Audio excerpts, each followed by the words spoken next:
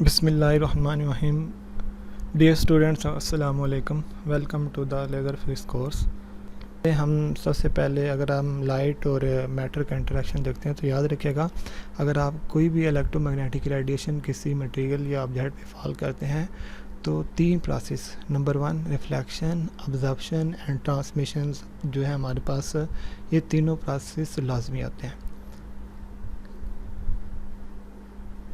कि अगर आप कोई भी इलेक्ट्रोमैग्नेटिक रेडिएशन लाइट किसी मटेरियल या ऑब्जेक्ट पे फॉल करते हैं तो ये तीन प्रोसेस, नंबर 1 रिफ्लेक्शन, अब्जॉर्प्शन और transmission, at a same time तीनों प्रोसेस हो रहे होते हैं।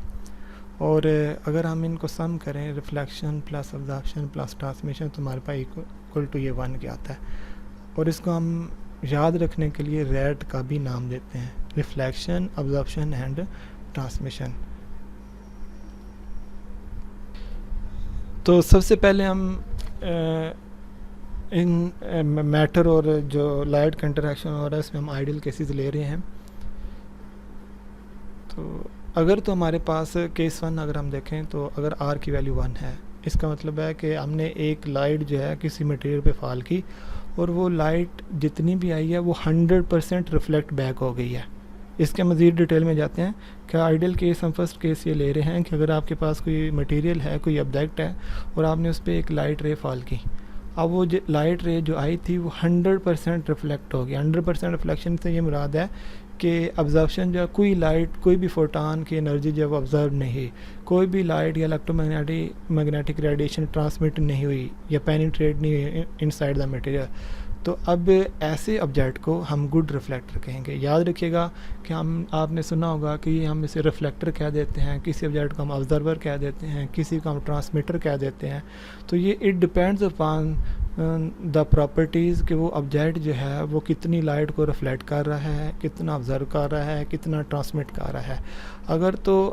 अगर हम इन तीनों प्रोसेस को डिस्कस करते हैं, मतलब रिफ्लेक्शन, ऑब्जर्प्शन, ट्रांसमिशन, तो अगर हम डेली लाइफ में देखें तो ये याद रखिएगा, अगर आप रेडिएशन फॉल कर रहे हैं तो ये तीनों प्रोसेस हो रहे होते हैं।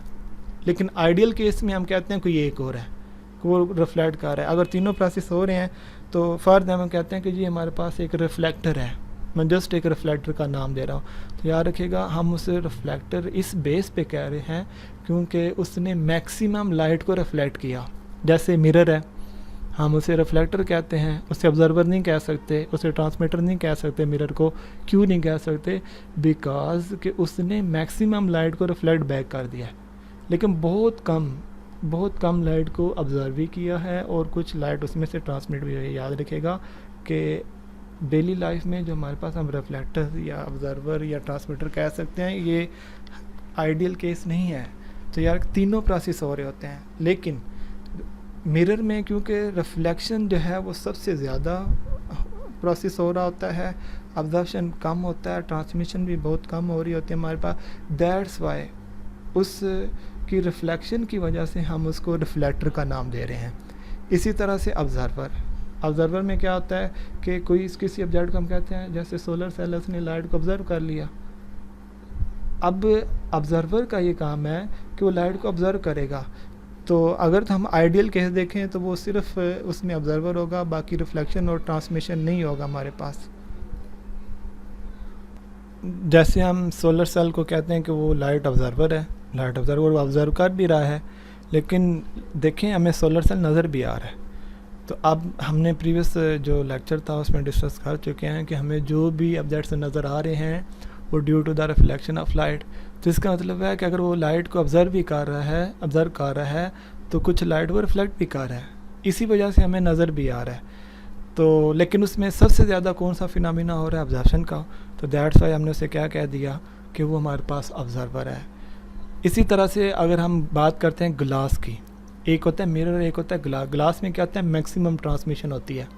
तो ग्लास एक ऐसा ऑब्जेक्ट है कि जिसमें हमारे पास मैक्सिमम क्या हो रही है? ट्रांसमिशन हो रही है, लेकिन बहुत कम लाइट जो है रिफ्लेक्ट हो रही है और बहुत कम लाइट जो है उसमें ऑब्जर्व हो रही है। देखें ग्लास में हमें नज़र आता है, जैसे आप ग्लासेस यूज़ करते हैं तो इसमें मैक्सिमम लाइट ट्रांसमिट हो जाती है।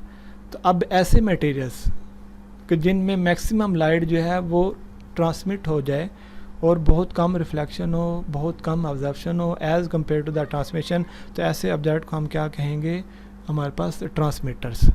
तो ये याद रखिएगा, इन तीन जो हमारे पास फिनोमिना हैं, रिफ्लेक्शन, ऑब्जर्प्शन एंड ट्रांसमिशन, इन्हीं की बेस पे हम किसी का ऑब्जर्वर होना बताते हैं, किसी का रिफ्लेक्टर होना बताते हैं, किसी का ट्रांसमीटर होना बताते हैं। तो अगर तो ऑब्जेक्ट, कोई भी ऑब्जेक्ट मैक्सिमम लाइट को रिफ्लेक्ट बैक कर देता है तो हम उसे कह देते हैं कि ये रिफ्लेक्टर है। अगर तो कोई ऑब्जेक्ट मैक्सिमम लाइट को ऑब्जर्व कर लेता है और बहुत कम रिफ्लेक्ट और ट्रांसमिट करता है तो उसे हम क्या कह देंगे, ये एक ऑब्जर्वर है, कि ये हमारे पास एक ऑब्जर्वर है। अगर तो वो मैक्सिमम जो है हमारे पास लाइट को ट्रांसमिट होने दे रहा है, बहुत कम लाइट रिफ्लेक्ट करता है, बहुत कम लाइट जो है वो ऑब्जर्व करता है, तो उसको हम क्या कहेंगे, ट्रांसमीटर का नाम देंगे।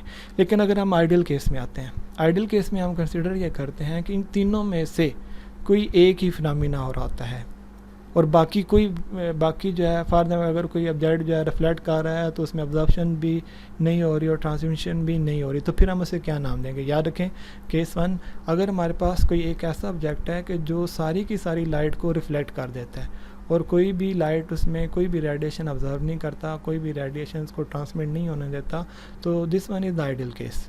अब हम इसको जस्ट रिफ्लेक्टर नहीं कहेंगे, बल्कि हम इसे क्या नाम देंगे, गुड रिफ्लेक्टर। रिफ्लेक्टर तब कहेंगे कि वो मैक्सिमम लाइट को रिफ्लेक्ट कर रहा है, लेकिन उसमें कुछ ऑब्जर्प्शन भी हो रही थी, कुछ ट्रांसमिशन भी हो रही थी। लेकिन अच्छा, अभी हम बात कर रहे थे रिफ्लेक्टर, ऑब्जर्वर और ट्रांसमीटर की, तो हमने ये सीखा कि अगर एक ऑब्जेक्ट 100% लाइट को रिफ्लेक्ट बैक कर देता है तो हम उसे गुड रिफ्लेक्टर का नाम देंगे। लेकिन अगर वो 100% रिफ्लेक्ट नहीं करता, लेकिन कुछ पार्ट जो है ऑब्जर्व भी कर लेता है, कुछ ट्रांसमिट भी कर लेता है, लेकिन मैक्सिमम लाइट को रिफ्लेक्ट कर देता है, तो इसे हम जस्ट रिफ्लेक्टर का नाम देंगे। तब आपने स्टूडेंट्स अपने याद रखना है कि अगर लाइट 100% रिफ्लेक्ट होकर वापस आ रही है तो उसे हम good reflector, this one is the ideal case. और अगर कुछ फॉर एग्जांपल 98% लाइट रिफ्लेक्ट हो गया है, 1% ऑब्जर्व हो गया है, 1% जो है वो ट्रांसमिट हो गया है, तो हम उसे फिर गुड रिफ्लेक्टर नहीं कह सकते, लेकिन हम जस्ट उसे क्या कह देंगे, रिफ्लेक्टर का नाम देंगे। इसी तरह से अगर एक ऑब्जेक्ट जो 100% लाइट को ऑब्ज़र्व कर लेता है, देखें यहाँ पे R की वैल्यू 0 और A की वैल्यू 1 है, T की वैल्यू 0 है, इसका मतलब है कि 100% जो है वो लाइट ऑब्ज़र्व कर लिया है। तो ऐसा मटेरियल, ऐसा ऑब्जेक्ट जो 100% लाइट को ऑब्ज़र्व कर लेता है, उसे हम गुड ऑब्ज़र्वर का नाम देंगे। लेकिन अगर वो 100% लाइट ऑब्ज़र्व नहीं करता, फॉर एग्ज़ाम्पल 97% या लाइट ऑब्जर्व कर लेता है, 1% ट्रांसमिट होने देता है, 2% रिफ्लेक्ट बैक कर देता है, तो फिर ऐसे ऑब्जेक्ट को हम जस्ट ऑब्जर्वर का नाम देंगे। लेकिन अगर 100% रिफ्लेक्ट बैक ऑब्जर्व कर लेता है तो उसको हम एक गुड ऑब्जर्वर का नाम देंगे। सेम फॉर द केस 3, अगर 100% लाइट जो है ट्रांसमिट हो गई है तो उसे हम गुड ट्रांसमीटर कहेंगे। अगर कुछ पार्ट उसका रिफ्लेक्ट भी हुआ है, कुछ पार्ट उसका ऑब्जर्व भी हुआ है और मैक्सिमम लाइट जो है ट्रांसमिट हो चुकी है, जैसे हमने एक गिलास की एग्जांपल ली थी, तो ऐसे ऑब्जेक्ट को हम फिर जस्ट ट्रांसमीटर का नाम देंगे। तो स्टूडेंट्स, उम्मीद है आपको कुछ जो है रिफ्लेक्शन, ऑब्जर्प्शन, ट्रांसमिशन और गुड रिफ्लेक्टर और रिफ्लेक्टर, गुड ऑब्जर्वर और गुड ट्रांसमीटर और जस्ट ट्रांसमीटर के मतलब कुछ कंसेप्ट जो है वो क्लियर हो गए हैं। तो लाइट जो है किसी ऑब्जेक्ट पे फॉल करेंगे तो उसमें हमारे पास ऑब्जर्प्शन भी हो रहा होता है, ट्रांसमिशन भी हो रही होती है, रिफ्लेक्शन भी हो रही होती है। तो इन प्रोसेस की वजह से जो एट द एंड हमें आफ्टर द ऑब्जेक्ट, जो ऑब्जेक्ट से पास होने के बाद जो हमें लाइट मिलती है, उसकी इंटेंसिटी बहुत कम रह जाती है। तो आप ये कह सकते हैं कि ग्रेजुअली उसका एम्पलीट्यूड डिक्रीज़ हो जाता है। लेकिन इस कोर्स में क्योंकि हम लेज़र फिज़िक्स के मतलब बात कर रहे हैं, तो हमारी ये कोशिश ये होगी कि लाइट को हम एम्पलीफाई करें। अब ये लाइट को एम्पलीफाई कैसे करना है, और अगर लाइट को एम्पलीफाई करना है तो हमें किस तरह का मटेरियल चाहिए, उसमें कौन कौन से एलिमेंट्स चाहिए, उनका बैंड गैप कितना होना चाहिए, और कौन से फिनोमिना हैं जिनकी मदद से हम जो है लाइट को एम्पलीफाई कर सकते हैं बजाय इसके कि उसका एम्पलीट्यूड जो है वो कम हो। तो ये सारे फिनोमिना सारे मटेरियल्स या उनकी जो क्या प्रॉपर्टीज़ होंगी इंशाल्लाह हम इस कोर्स में पढ़ेंगे।